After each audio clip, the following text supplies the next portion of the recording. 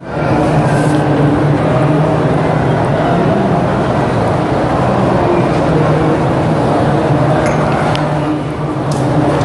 تو پانی ہو گیا.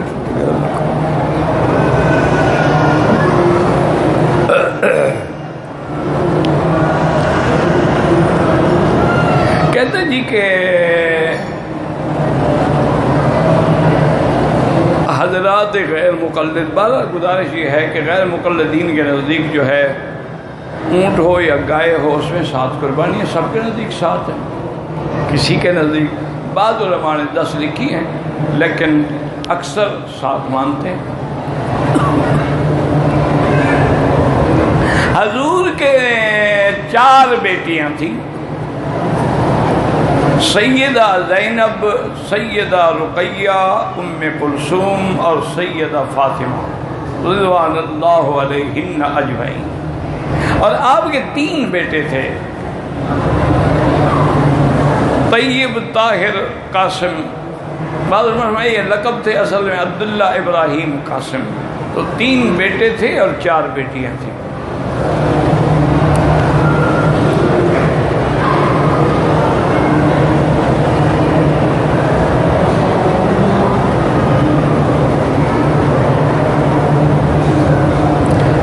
کہ لڑکی جو ہے وہ کسی لڑکے سے عشق کرتی ہے، گھر سے بھی بھاگ گئی، لیکن اس کے ماں باپ اس کی شادی کرنا نہیں چاہتے ہیں.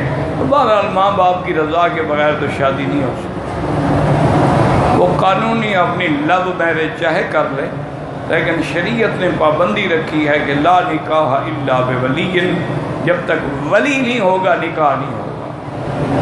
اور ولی سے مراد کیا ہوتا ہے؟ باپ. باپ نہ ہو تو پھر اس کا چچا ہے، بھائی ہے، وہ بھی ولی ہے.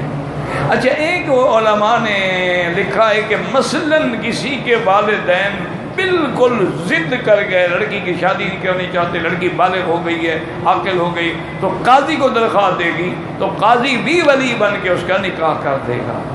خود نہیں کر سکتی، جو گھر سے بھاگ جائے بھلا وہ نکاح کے قابل ہوتی ہے. ویسے تھوڑا سا عقل سے کام لیا کریں میرے بچے، کہ جو لڑکی ماں باپ کی نافرمان ہے وہ تیری فرما بردار ہوگی.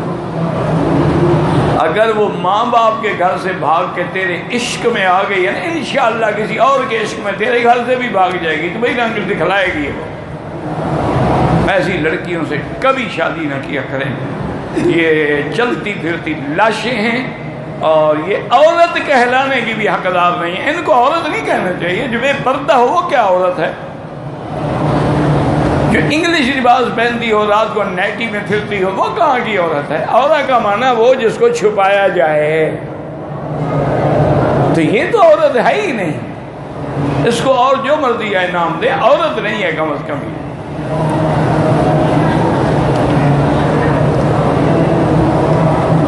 میری بیوی بدچلن ہے، طلاق دینا چاہتا ہوں، وہ لینا نہیں چاہتی، اس کا کیا لینے سے؟ اور تم ماشاءاللہ اتنے غیرت والے ہو بھی سوچ رہے ہو، جب بدچلن ہے طلاق دو، دفع کرو. کیا سوچ رہے ہو؟ تاکہ مزید بدچلنی کر لے، پھر آہستہ آہستہ طلاق دوں گا. کیا عقل کی بات کرے؟ طلاق لینا کون لینا چاہتا ہے؟ طلاق مرد کا حق ہے، عورت کا نہیں ہے کہ وہ لیتی ہے یا نہیں لیتی ہے.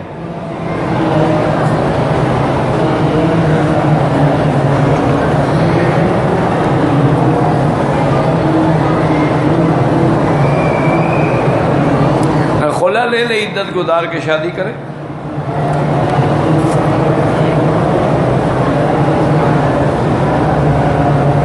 کہتے جی کوئی آدمی اپنی بیوی سے روزانہ یعنی ہم بستری کر سکتا ہے، وہ چاہے تو دن میں 3 بار بھی کر سکتا ہے. اس میں تو کوئی منع نہیں. اگر دونوں میں دم خم ہے تو کوئی مسئلہ نہیں. یہ چند دنوں کی باتیں ہوتی ہیں میرا بھائی. انشاءاللہ پھر اللہ کی رحمت سے نہ چلنے کے قابل رہو گے اور نہ اٹھنے کے قابل رہو گے. یہ یاد رکھیں. عقل بھی ختم ہو جاتی ہے کثرت جماع سے، اور قوت غریزہ بھی ختم ہو جاتی ہے. پھر آدمی بالکل ایک بیکار لاشا ہوتا ہے. باقی تمہاری مرضی ہے، بیوی ہے تمہاری، روز ہے، چاہے کچھ ہے۔ ایک عجیب مسئلہ میرے پاس آیا تھا، مجھے خود لڑکی نے ٹیلی فون کیا، اس نے کہا کہ میرا جو خامد ہے وہ رمضان المبارک کے مہینے میں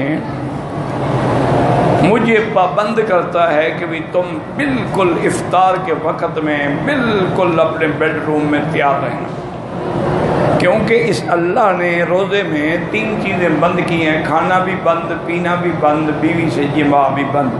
کھانے سے بھی افطار ہو جاتا ہے، پینے میں تمہارے ساتھ جماع کر کے افطار کیا کروں۔ انہوں نے کہا جی میں ایک عذاب میں مبتلا ہوں۔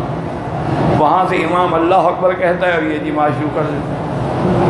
یہ تو اپنی خواہش پوری کر کے غسل کیا، بھاگ گیا، نماز میں پہنچ گیا۔ میں عورت کی درجہ ہوں، میرے آخر بال ہیں، پانی سے خشک ہوں گے، نہاؤں گی، پھر جا کے نماز پڑھوں گی۔ دوسرے کمرے میں بچے جو ہیں وہ افطار دسترخوان پہ بیٹھے ہوئے اور یہ یہاں اندر افطار کر رہا ہے۔ انا للہ و انا الیہ راجعون۔ یہی ہے ہم جو کہتے ہیں کہ حدیث جو خود سمجھتے ہیں نا، پھر یہی حال ہوتا ہے۔ وہ اللہ کے بندے ہیں کہ اس عمل پر کبھی اللہ کے نبی نے یا صحابہ نے بھی عمل کیا کہ تمہیں سمجھ آیا؟ کچھ تو خدا کا خوف کرو۔ پہلے تو اسلام میں یعنی جیسے دن کو میاں بیوی کا ملنا منع تھا روزے میں، اسی طرح اگر رات کو سو گیا اس کے بعد بھی منع، کھانا پینا بھی منع۔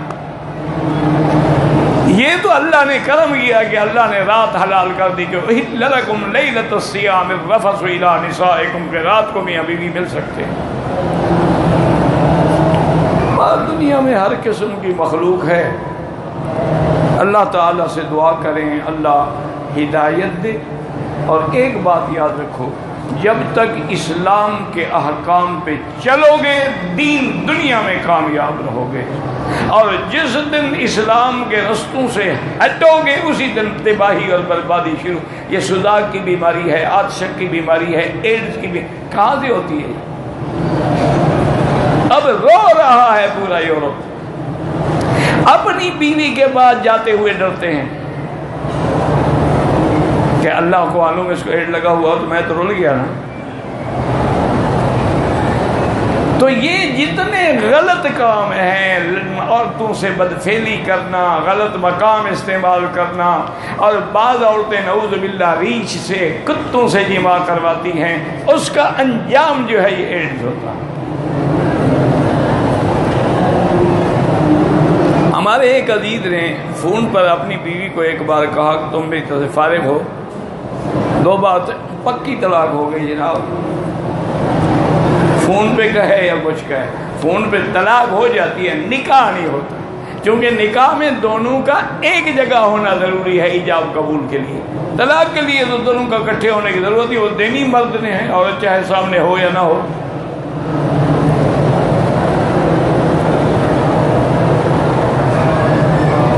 جب کہیں چلتا ہے 4 بار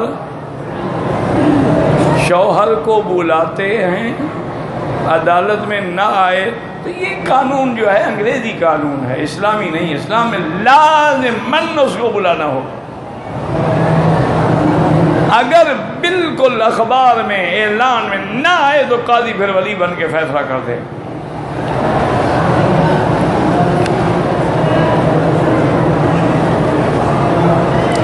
میں جدے میں رہتا ہوں، حج کے لیے احرام مکے سے باندھا، ہوٹل میں سے دم پڑ گئی۔ آپ کو احرام حد حرم کے باہر سے باندھنا تھا، جدے نہیں جا سکتے تھے، مسجد عائشہ چلے جاتے۔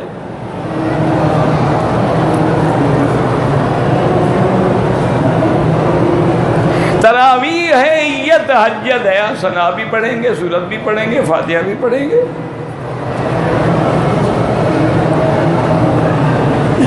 میرے بھائی کا ایکسیڈنٹ ہوا ہے، گاڑی والے نے نیچے دیا ہے، کیس کرنا چاہیے، بالکل آپ کا حق ہے، کیس کر سکتے ہیں اور دیت بھی لے سکتے ہیں۔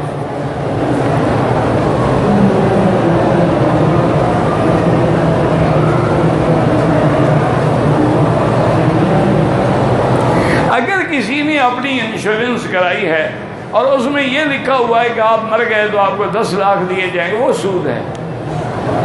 وہ حرام ہے، لیکن ان سے لے لو، غریبوں کو دے دو، لیکن مرو گے تو لے گا کون؟ اور ہی دیں گے نا، لیکن وہ ہے حرام۔ میرا بھائی فوت ہو گیا، اس کے نام 5 والے زمین تھی، اپنی بیوی کو حق مال میں دے دی، ٹھیک ہے، اور دے دی، تمہیں کیا تکلیف ہے؟ وہ تو زمین بھی بھائی کی تھی، دی بھی اس نے اپنی بیوی کو، تمہیں کیا تکلیف ہوگی؟ بھائی کے تو تم وارث نہیں ہو، تم اپنے باپ کے وارث ہو نا۔ اس کی نیت ہوگی نا وہ میں چھین لوں 5 مرلے، اس کی بیوی رلتی رہے بچوں کے ساتھ۔ ایک آدمی قسم کھائی کہ ڈپٹی پہ نہیں جاؤں گا، پھر چلا گیا تو وہ 10 آدمی کو کھانا کھلائے، قسم توڑی ہے اس نے۔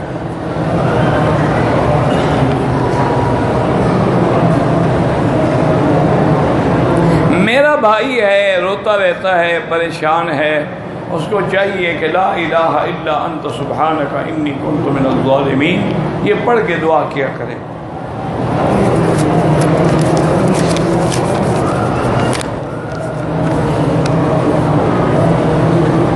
آب زمزم کہتے ہیں جی امام حنیفہ سورۃ فاتحہ پڑھیں کیونکہ حدیث ہے، حدیث میں کہیں مقتدی کا لفظ نہیں ہے، مقتدی کا لفظ تم دکھا دو تو میں بھی پڑھوں گا، البتہ میں تمہیں حدیث دکھا سکتا ہوں، حضور نے فرمایا جس کا امام ہو وہ فاتحہ نہ پڑھے، من کان لہ امام فقراءۃ الامام لہ قراءۃ۔ مسلم کی حدیث ہے، حضور نے فرمایا اذا قرأ فانصتوا، جب امام پڑھے تم چپ رہو۔ تم نے ایک حدیث پڑھی ہے تو عالم بن گئے ہو، باقی حدیثیں کون پڑھے گا؟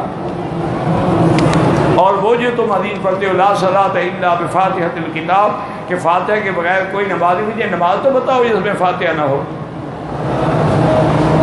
میں نے نہ پڑھی، امام نے پڑھی، تو نماز میں تو فاتحہ آ گئی نا، یا تو اس حدیث میں مقتدی کا لفظ دکھاؤ۔ استخارہ 2 رکعت نماز پڑھ کے دعا ہے، استخارہ لمبی دعا ہے، کتاب لے لیں اس کو دیکھ کے پڑھتے رہیں۔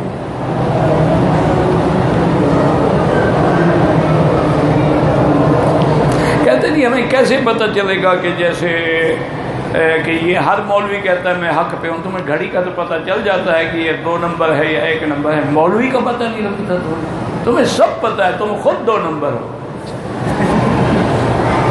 تمہیں پتہ ہے اہل حق کون ہے اور اہل باطل کون ہیں، تمہیں پتہ ہے اللہ کے راستے میں مرنے والے کون ہیں اور حلوے کھانے والے کون ہیں، تمہیں پتہ ہے کہ 11ویں والے کون ہیں اور 12ویں والے کون ہیں اور قرآن حدیث والے کون ہیں، تمہیں پتہ ہے، یہ بہانے ہیں۔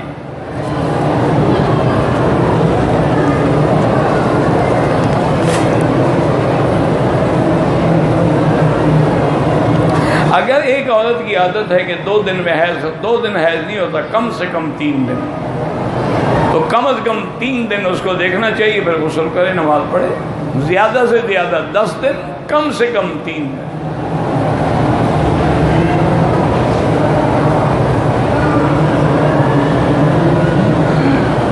کہتے ہیں جی پاکستان میں کچھ مولوی کہتے ہیں کہ قربانی دن میں ہو، دن میں بھی ہوتی ہے، رات میں بھی ہوتی ہے، تو پھر یہاں مکے مدینے میں اور بنا میں جو ساری رات قربانیاں ہوتی یہ تو گئے نا بیچارے، ان کے تو حج بھی گئے اور قربانیاں بھی گئی، یہ تو رات ہو گئی۔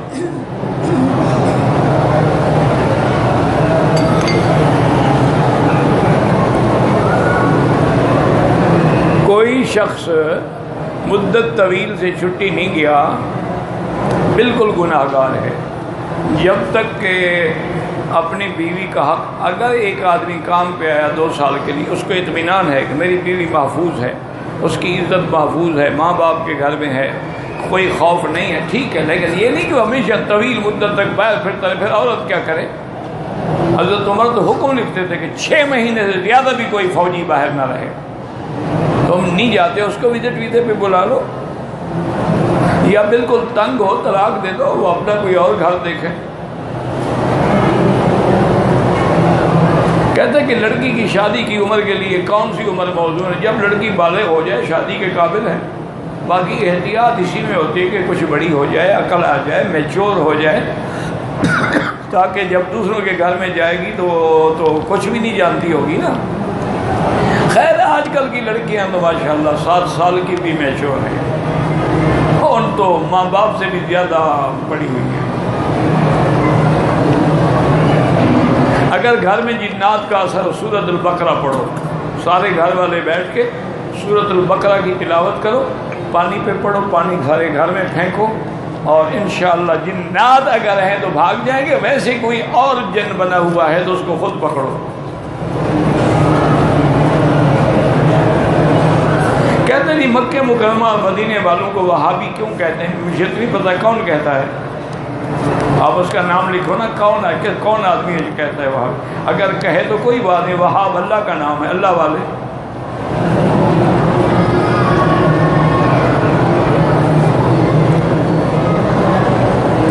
بہت سارے لوگ جمعہ کی نماز سے پہلے خطبے کے دوران ٹیک لگا کر سو جاتے، ٹیک لگا کے سو جائیں وضو ٹوٹ جاتا ہے، نماز نہیں ہوتی۔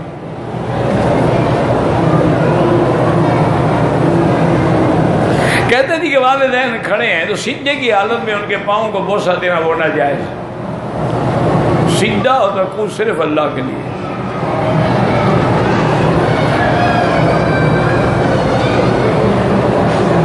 کہتے ہیں کہ جب آدم علیہ السلام اس دنیا میں آئے ہیں تو ان کی زبان کون؟ وہ ساری زبانیں جانتے تھے۔ وَعَلَّمَ آدَمَ الْأَسْمَاءَ كُلَّهَا، سب اللہ نے ان کو نام اور زبانیں سکھلا دی تھی۔ ویسے ابتدا میں زیادہ تر زبان عبرانی تھی یا سریانی تھی؟ نہیں، ویسے ان کی کوئی بھی زبان ہے، تمہیں کیا تکلیف ہے؟ نہیں، مجھے تو بتاؤ نا، آدم علیہ السلام کی کوئی زبان، تمہیں کیا تکلیف ہے؟ بس چھیڑنا ہے اور کچھ بھی نہیں۔ میں لڑکی سے میں نے شادی کی، بے سہارا تھی، ماں فوت ہوئی، اللہ کی رضا کا شادی کر لی۔ اس کے بھائی اور باپ اس وقت کوئی اس کا اپنے پاس رکھنے کے لیے تیار نہیں تھا،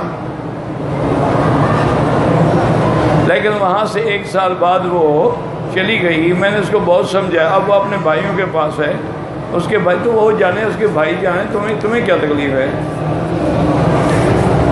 بھائی جو ہیں آخر خاوند سے تو بہتر ہوتے ہیں نا، لیکن اگر تم ان کے بھائیوں کی رضامندی سے نکاح کرتے تو آج تمہیں یہ وقت نہ دیکھنا پڑتا۔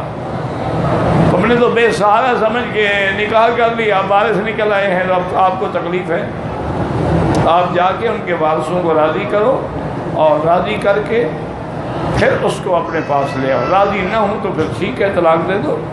اللہم صلی علی سیدنا محمد وعلی آل سیدنا محمد وبارک وسلم۔ اللہم انت ربی لا الہ الا انت الاحد الصمد الفرد الذی لم یلد ولم یولد ولم یکن لہ کفوا احد۔ اللہم انا نسألک باسمائک الحسنى وصفاتک العلی اصلحنا واصلح بنا واصلح اولادنا واولاد المسلمین۔ اللہم اصلح شبابنا وشباب المسلمین۔ اللہم اصلح بناتنا وبنات المسلمین۔ اللہم اصلح ذریاتنا وذریات المسلمین۔ اللہم اصلح لنا شاننا كلها فلا تکلنا الى انفسنا طرفة عین قط ولا اقل من ذلك۔ اللہم اعز الاسلام والمسلمین۔ اللہم اذل الشرک والمشرکین۔ اللہم احفظ سائر بلاد المسلمین وهذا البلد الامین فاجعلها آمنا مطمئنا سخاء رخاء الى یوم الدین برحمتک یا ارحم الراحمین۔